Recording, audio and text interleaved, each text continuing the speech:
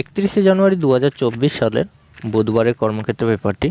এই কর্মক্ষেত্র পেপারে সবথেকে বড় চাকরির আপডেটটা যেটা বেরিয়েছে, রাজ্যে আরও পুলিশ কনস্টেবল দরকার, কিন্তু যোগ্যতা ও প্রার্থী বাছাই প্রক্রিয়া নানান ধাপ। কীভাবে হবে এটা জেনে নিই। তো সবথেকে বড় খবর আজকের দিই, আমি কিন্তু ডিফেন্সের চাকরির যেগুলো আনফিট হয়ে যায়, যারা আনফিট হয়েই যাও, তো তাদের জন্য আমি একটা বড় টিপস দেব, যেটা কার্যকারী হবে এবং কীভাবে দৌড়লে রান পাস করবে, কিভাবে ফার্স্ট আসবে, সেটা কিন্তু আমি বলে দেব। চলো আমি লাস্টেই বলে দেব। এখন কি আপডেটটা বেরিয়ে এসছে জেনে নিই। 2022-এর নিয়োগ বিজ্ঞপ্তি অনুসারে কলকাতা পুলিশে কনস্টেবল ও লেডি কনস্টেবল পদে প্রার্থী বাছাইয়ের প্রক্রিয়া প্রায় শেষের পথে। ঘোষিত শূন্যপদ 2266টা ছিল। লিখিত প্রক্রিয়ায় সফলদের ইন্টারভিউ শুরু হয়েছে। ইন্টারভিউটা শুরু হয়েছে 18ই জানুয়ারি থেকে। তো আপনারা সবাই বুঝতেই পারছেন, যেটা 18ই জানুয়ারি, আজকের কিন্তু বিজ্ঞপ্তি বেরিয়েছে 31শে জানুয়ারি, অতএব কয়েকদিন পরেই কিন্তু দিয়েছে। তো কোথাও না কোথাও জানতে পারছে রাজ্য সরকার, যারা আগে থেকে আপডেট পরীক্ষার জন্য দিয়েছিল, কিছু প্রার্থী কিন্তু অন্য কোনো চাকরিতে আরও জয়েন করেছে। তো অতএব তারা কোনো না কোনোভাবে বুঝতে পেরেছে যে এখানে কিন্তু শূন্যপদ যে হিসেবে ছিল সে হিসেবে প্রার্থীরা আসছে না। তো অতএব চলো বলেই দিই, শেষ অবধি সফলদের নিয়োগের জন্য তৎপরতা চলছে। তারপরেও অনেকটা শূন্যপদ থেকেই যাবে, অনেকটাই শূন্যপদ, কিন্তু আমি আগেই বললাম শূন্যপদ থেকেই যাবে। তবেই আবার পরে আপডেটটা বের করেছে। সূত্রের খবর, শীঘ্রই রাজ্যের পরবর্তী পর্বে কনস্টেবল ও লেডি কনস্টেবল নিয়োগের যথেষ্ট সম্ভাবনা রয়েছে।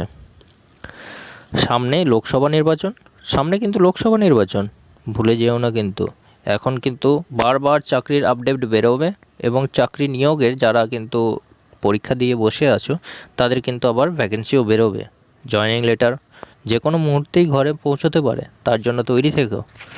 তার আগে নিয়োগ পর্ব সেরে ফেলার চেষ্টা থাকবে রাজ্য সরকারের। নিয়োগের বিজ্ঞপ্তি বেরোলে সে খবর কর্মক্ষেত্রে জানানো হবে।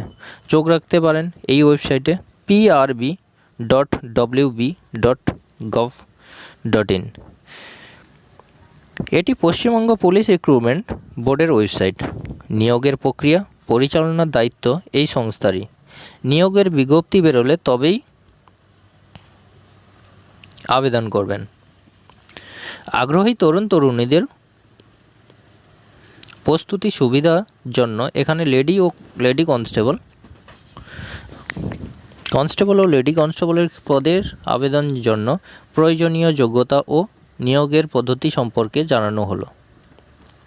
যোগ্যতা কি থাকতে হবে? যোগ্যতা অন্তত মাধ্যমিক পাস হতে হবে এবং বাংলা ভাষা, যারা উত্তরবঙ্গে নেপালি প্রার্থীদের ক্ষেত্রে নেপালি, তারা লিখতে পড়তে ও বলতে জানতে হবে। প্রার্থীরা অবশ্যই ভারতীয় নাগরিক হতে হবে। হ্যাঁ, চলে এসেছি প্রথম পাতার পরে তৃতীয় পাতাতে। বয়স হতে হবে 17 থেকে 27 বছরের মধ্যে। তপশিলি জাতি ও উপতপশিলি জাতির মধ্যে 5 বছর ও ওবিসিরা 3 বছরের ছাড় পেয়ে থাকেন। হ্যাঁ, এখানে যেটা বলছে যে যাদের 27 থেকে ওপরে হয়ে গেছে, যারা এসটি ওবিসিদের ক্ষেত্রে 3 বছর, এসসিদের ক্ষেত্রে 5 বছরের ছাড় পেয়ে থাকেন। এবং দৈহিক মাপযোগ যেটা পুরুষের ক্ষেত্রে 167 সেমি, তপশিলি, রাজবংশী ও গোর্খাদের ক্ষেত্রে 160 সেমি। মহিলাদের ক্ষেত্রে উচ্চতা হতে হবে অন্ততপক্ষে 160 সেমি। তপশিলি, রাজবংশী, গোর্খাদের ক্ষেত্রে 152 সেমি। পুরুষ প্রার্থীদের বুকের ছাতি ফুলিয়ে হবে, না ফুলিয়ে ও ফুলিয়ে যথাক্রমে।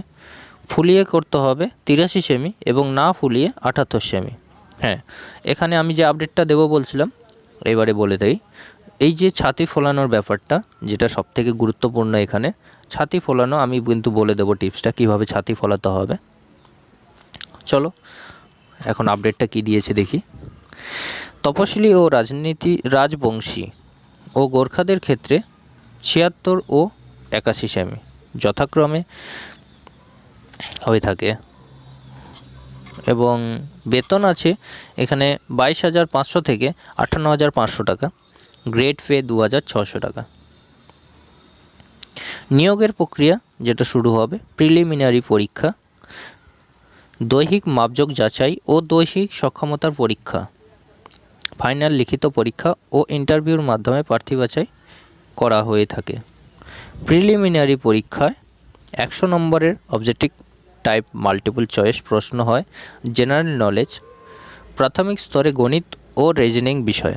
হ্যাঁ, জেনারেল নলেজ বলতে আমি কিন্তু আমার চ্যানেলে জেনারেল নলেজ সম্পর্কে অনেকগুলো ভিডিও বানিয়ে থাকি, যেটা প্রত্যেক দিন কিন্তু সকাল 6টার সময় আপডেটটা পেয়ে যাবে। সবাই চেষ্টা করবে প্রশ্নগুলো জেনে নেওয়ার এবং কতটা জানো সেটা কিন্তু দেখবে। প্রাথমিক স্তরে গণিত ও রিজনিং বিষয়ে ভুল উত্তরের জন্য নেগেটিভ মার্কিং থাকবে। এখানে কিন্তু ভুল উত্তর হলেই কিন্তু নেগেটিভ মার্কিং থাকবে, যেটা আমরা এমসিকিউ প্রশ্ন যেটা বলি, একটা প্রশ্ন 4টে অপশান, এর মধ্যেই কিন্তু পরীক্ষা দিতেই হবে। এবং এই 4টের মধ্যে যেটা পারো না সেটা কিন্তু, যেটা মনে হচ্ছে ডাউট হচ্ছে, সেটা কিন্তু একদম উত্তর করার চেষ্টা করবে না, নেগেটিভ মার্কিং হবে, ভুল উত্তরের জন্য নেগেটিভ মার্কিং হবে। তো এমসিকিউ প্রশ্ন যেটা একটা প্রশ্ন 4টে উত্তর, এবং সেটা কিন্তু অপশান ভুল করলেই কিন্তু নেগেটিভ মার্কিং আছে। নম্বর যেটা পাস করার জন্য যে নম্বরটা পাবে তার হয়তো ভুলও হয়ে যেতে পারে। যারা জানো না সেটা কিন্তু করতে যেও না, সেটা কিন্তু লোকসানই হবে নিজের। তো বলি, প্রিলিমিনারি পরীক্ষার সফল হবে দৈহিক সক্ষমতার পরীক্ষায়। এক্ষেত্রে থাকতে হবে পুরুষদের ক্ষেত্রে 6 মিনিট 30 সেকেন্ডে 1600 মিটার। হ্যাঁ, এখানে সবথেকে বড় কথা বলি, যারা প্রত্যেক দিন প্র্যাকটিস করছো 1600 মিটার কমপ্লিট করতে কিন্তু 5 মিনিট 10 সেকেন্ড 9 সেকেন্ড 5 মিনিটের মধ্যেই কিন্তু যারা ঢুকিয়ে যায়। তো যারা প্র্যাকটিস করছে একটু ভালো করে প্র্যাকটিস করবে, সকালে সকালে কন্টিনিউ যারা সময় পাচ্ছ দেখবে। তো এখানে খুব একটা টাইমিংয়ের ব্যাপার নয়। মহিলাদের ক্ষেত্রে 4 মিনিটে 800 মিটার, এটি খুবই মহিলাদের জন্য অনেকটাই কম করা আছে, মেয়েরা চেষ্টা করলেই হয়ে যাবে। দৈহিক সক্ষমতা পরীক্ষা সফল হবে ফাইনাল লিখিত পরীক্ষা। এই পর্বে জেনারেল নলেজ, জিকে, ইংরাজি এবং এলিমেন্টারি ম্যাথামেটিক্স ও রিজনিং বিষয়। 85 নম্বরের মাল্টিপল চয়েসের প্রশ্ন থাকবে, ভুল উত্তর হলে নেগেটিভ মার্কিং হবে। বাকি কিন্তু 15 নম্বর ইন্টারভিউর মাধ্যমে হবে। ফাইনাল লিখিত পরীক্ষায় সফল হবে ইন্টারভিউ। সবথেকে বড় কথা বলি, যারা জেনারেল নলেজ নিয়ে ডাউট আছো, আমি কিন্তু আমার চ্যানেলে প্রত্যেক দিন সকালে 6টার সময় আপডেটটা দিয়েই থাকি। সবাই চেষ্টা করবে কয়টা প্রশ্নের উত্তর দিতে পারছো, এবং যারা দিতে পারছো না তারা জানারও চেষ্টা করবে। ইন্টারভিউ ও ডাক্তারি পরীক্ষায় উত্তীর্ণ হয়ে গেলে প্রশিক্ষণের মধ্য দিয়ে পুলিশ কনস্টেবল পদে কর্মজীবন শুরু হবে। হ্যাঁ, যারা পরীক্ষায় পাস করবে তারপরে বাড়িতে জয়েনিং লেটার যাবে এবং তারপরেই শুরু হবে ট্রেনিং প্রসেস। ট্রেনিং প্রসেসের পরে তারপরেই কিন্তু পুলিশ হিসেবে ঘোষিত হবে। তবে নিয়োগ প্রক্রিয়ায় দ্রুত করতে 2টি লিখিত পরীক্ষা যেটা হবে বলছিল, তা কিন্তু বদলে একটি পরীক্ষা নেওয়ার প্রস্তাব রাজ্য সরকারের কাছে করা হয়েছে। রাজ্য পুলিশের পক্ষ থেকে জানানো হয়, এটা কিন্তু স্বীকারও করেছে। এইবার কিন্তু পরীক্ষায় 2টোর পরিবর্তে একটাই পরীক্ষা হবে এবং তারপরে ইন্টারভিউ এবং ডাক্তারি পরীক্ষা মানে মেডিকেল। চলো মেডিকেল বলতে এইবারে আমি যেটা আপডেটটা দেবো বলছিলাম, তো যারা বুক ফোলাতে পারো না, সবথেকে বড় কথা, যারা বুক ফোলাতে পারো না, তো বুকটা ফোলানোর একটাই প্রসেস, বেলুন ফোলানো।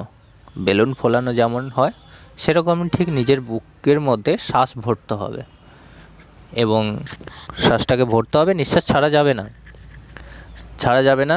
2টো হাত যেটা আছে হালকা হালকা করে ঘোরাতে হবে, একবার দুবার ঘুরিয়ে, যেমন বেলুনের মধ্যে ফু করে একটু হাওয়া ঢুকিয়ে দিই তারপর বন্ধ করে দিই, সেরকম নিজের বুকের মধ্যে হালকা হাওয়াটা ভরে নিতে হবে যতটা যায়, তারপরে আবার বন্ধ রাখতে হবে, আবার একবার ঘুরিয়ে আবার একটু হাওয়াটা ভরে নিতে হবে। এরকম কয়েকবার করতে করতে কিন্তু দেখবে এক সময় আর যাচ্ছে না, এবং তখনই বলে হাওয়া ফোলানো বা বুক ফোলানো, যেটা সবাই করতে পারবে, কোনো অসুবিধে নেই। 7 থেকে 15 দিন চেষ্টা করলে অবশ্যই হয়ে যাবে।